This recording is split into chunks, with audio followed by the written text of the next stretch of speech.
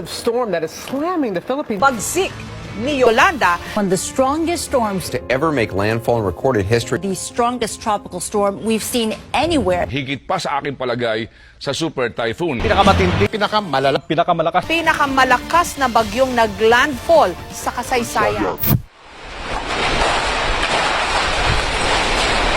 Napakalakas na ng hangin pero hindi pa po tumatama ang sentro ng bagyo dito sa bahagi ng Tacloban. Napakalakas at kung mapapansin nyo nga halos wala na tayong makita dahil doon sa kasama niyang ulan.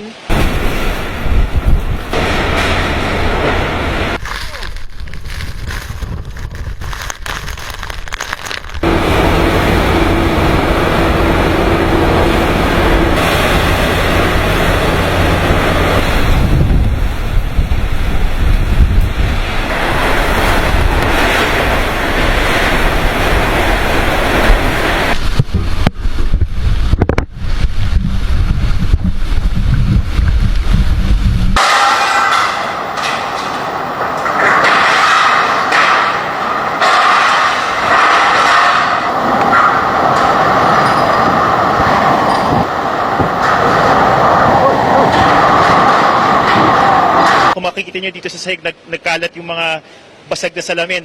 At maya-maya bumubugso yung napakalakas sa hangin.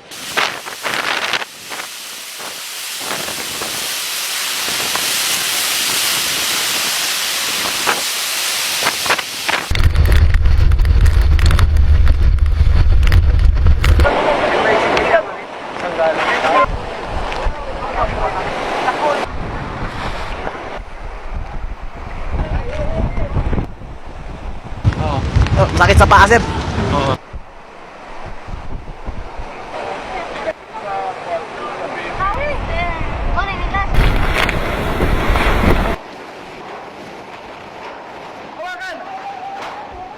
Palagay ko ito na yung storm surge natin. Ito po ay malamang galing po sa ating karagatan na nandito lamang sa aming likod. Ito po yung posibleng storm surge na ang taas po ng tubig.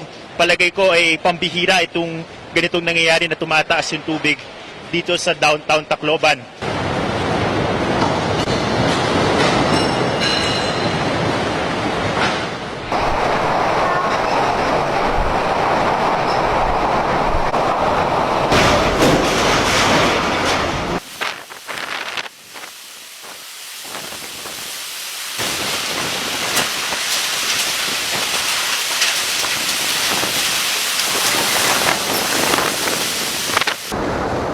And then water from the ocean started swelling, rising several feet high in just a few minutes.